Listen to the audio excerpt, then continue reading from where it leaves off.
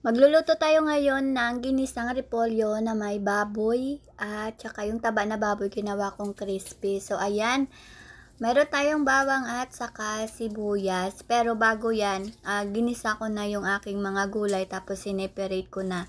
Tapos ngayon, ang pinagtanggalan ko ng aking gulay, ilalagay ko dito. Ito yung taba ng baboy na sinasabi ko sa inyo. Sayang naman kasi kung hindi natin lulutuin, no? Tapos gagawin ko dito is papalutungin ko muna siya. Hindi ako naglagay dyan ng mantika dahil magmamantika to. Kaya, yung pinakamantika niya, yun na lang mamaya ang gagawin kong panggisa sa laman ng baboy.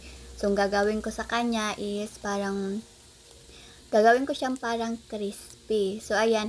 Ano lang to, experiment ko lang pala, experiment ko lang to dahil wala na akong maisip na lulutuin. Tsaka may nakita akong baboy sa karne. Yung karne ng baboy na nakaraan pa to, pangit naman pag matagal na silang ma-frozen tapos hindi kagad sila maluto, 'di ba? So hiniwa-hiwa ko siya ng manipis tapos gagawin ko siyang pansahog sa ating repolyo. Tapos ayan, nakita nyo medyo nag-brown na siya. So babaliktarin ko na lang siya hanggang sa mag-brown pa talaga siya. So alam niyo bang hindi talaga ako marunong magluto, nagkukunwari lang talaga akong marunong magluto. So ito na yung gulay na ginisa ko kanina bago yung baboy, tapos nilagyan ko ng ice at tubig yung mangkok at nilubog ko sa dyan para hindi siya ano tawag nun, hindi ba siya malata, yun pala yung ginagawa nila. So ayan, nakapagsaing na rin ako dyan at tamang tama to, pagkatapos ko magluto ng sinaing ay luto na din yung ulam ko, so pareho silang mainit. So masarap kasi kainin ang ulam at kanin kapag bagong luto. So ito na yung aking baboy, kita nyo yan, magmamantika na siya, 'di ba? So kung naglagay pa ako ng mantika, sobrang dami na ng mantika, kaya talagang parang naisip ko lang naman to. So wala naman, hindi ko alam talaga kung anong tawag nito, kaya pinangalanan ko na lang siya ng ginis ng repolyo na may taba ng baboy at syempre may karning baboy. So ayan, kung nakikita nyo, andyan sa gilid niya may mantika siya. Ito dito namang side, dito naman ay pure meat lang yan siya. So hiniwa-hiwa ko siya ng maliliit. Tapos nilagay ko sa dyan sa gilid, kung saan sa kabilang gilid ay ang mga taba ng baboy. At ayan, medyo kumulo-kulo na nga siya ng konti dahil dyan sa mantika na yan. So hindi na talaga ako naglagay ng mantika kasi nga yan na lang yung pinaka-oil natin, yung galing sa kanilang mismong katas. Ito ba yung tinatawag nila ng sarili mo na lang ginigisa mo? Ay, ito pala yun. Nakala ko naman kung ano yung sinasabi nila na ginigisa mo yung sarili mo. So, ito na pala yun kasi sariling mantika niya, sa katawan niya rin siya ginigisa. So, naglagay ako ng paminta at naglagay ako ng konting patis para hindi na ako maglagay ng asin or ano-ano pa dyan. Tapos, tinakpan ko na siya. Tapos, intay lang ako ng mga ilang minutes, so 1 or 3 minutes. Tapos, ayan na siya.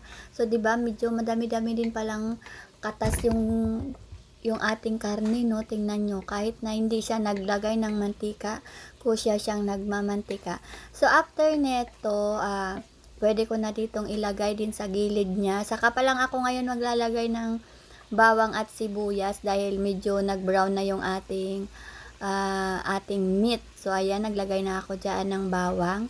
Tapos, siyempre, pag nag-brown na yung ating bawang, ilalagay ko na yung ating sibuyas. So, hindi ko alam kung ganito din kayo magluto. Ako kasi, ini-eksperimentuhan ko yung ulam namin minsan dahil pag nandito yung mga anak ko, tinatawanan nila ako dahil hindi ako nga marunong magluto, or magkakaiba kasi yung style namin ng pagluluto. Sa akin, mga simplihan lang. Tapos, basta pwede na para sa akin. Pwede nang ulamin, pwede na yon. Sa kanila kasi medyo madami silang mga kaarte-artehan pag nagluto. Kasi ganito, ganyan. Sa akin, basta nagisa ko na yan, pwede na yan. Basta may lasa na. So, ayan, medyo nag-brown na yung ating bawang. At saka nilagay ko na tong ating hiniwa-hiwa na sibuyas. So, aantayin ko din yan na maluto yung sibuyas. Tapos, halu-haluin ko na silang lahat. Diba, sobrang simple lang at masarap kaya to. First time ko lang din tong nagawa. Naisipan ko lang to. Mas maganda pa pala minsan magluto ka na. Para kung ano lang yung naiisip mo, yung pumapasok sa isip mo, gagawin mo. Tapos, i-imaginein mo na lang pagkatapos, ay, sarap din pala, diba? So, ayan, diba? So, ayan, malapit na siyang mag-color brown. So, mahirap talaga ang hirap pala pag maging nanay ka na hindi ka marunong magluto kasi kadalasan ang nauuwian ko lang, magbukas na lang tayo ng sardinas, mag corn beef na lang tayo. Minsan, nakakasawa naman yung puro na lang tayo itlog kasi dito sa bahay, ang hindi pwede mawala sa amin ay ang itlog dahil pag madalian, minsan naglalaga lang kami ng itlog, nagpiprito ng itlog, minsan ginagawan pa laman ng itlog, noodles na itlog, yan. Puro na lang kami ganyan, tapos si Kano naman, iba naman yung mga taste niya sa pagkain, tsaka hindi naman siya mahilig sa baboy, hindi siya mahilig sa maalat, hindi siya mahilig sa mantika. So, ayan, ito na nga pala yung ating ulam. So, ayan, nagkukwento na naman ako sa inyo. So, medyo luto na yan, or medyo brown na siya, ang bango-bango nito. Kaya, minsan, itry nyo din itong lutuin. Simple lang ba siya? Tapos, kahit kalahating repolyo lang yung inyong gagamitin dito, pwede na. Saka madami na kayong maluluto. Hanggang gabi na namin to. So, ayan, titikman natin kung medyo malambot na rin ang init. So, ayan, andito lang ako kasi nga, titikman ko kung okay na ba yung taba ng baboy. Kasi yung taba ng baboy kasi medyo mahirap palambutin. So, ayan, malambot na siya, o, diba? So, halo-haluin ko pa siya ng kaunti hanggang sa, ayun, nakikita nyo yung mantika, diba? Ay, ang sarap talaga. So, ayan, na ilalagay ko na yung ating dahon ng repolyo na ginisa ko kanina, na parang pinakuluan ko lang, yung parang pinadaan ko lang siya sa kawali, tapos sineperate ko siya, kaya hindi siya lata. Tingnan nyo, hindi siya lata. Sobrang hina lang pati ng apoy ko, ganyan lang siya. Tapos, parang in lang ba, parang hindi siya madalian na pagluto, kaya mas maganda pala yung ganito, yung hindi minamadali, kasi minsan akala mo luto na yung karne, pero hindi, kasi parang sunog na naranasan ko kasi yung nagluto ako, tapos malakas yung apoy, sunog na sa labas, hilaw pa sa loob. Sabi ko, ano nangyari dito? So, ayan, ginawa ko ngayon, hininaan ko lang yung apoy, tapos ayan na, ay nako, sobrang sarap. Tapos papartneran lang namin to ng nesty. So ayan, naglagay ako diyan ng konting ginisa mix, yun ang pangpalasa natin. So hindi na ako naglagay ng asin dahil kanina naglagay na ako ng patis. So mahirap naman masyadong maalat, baka magka-UTI tayo.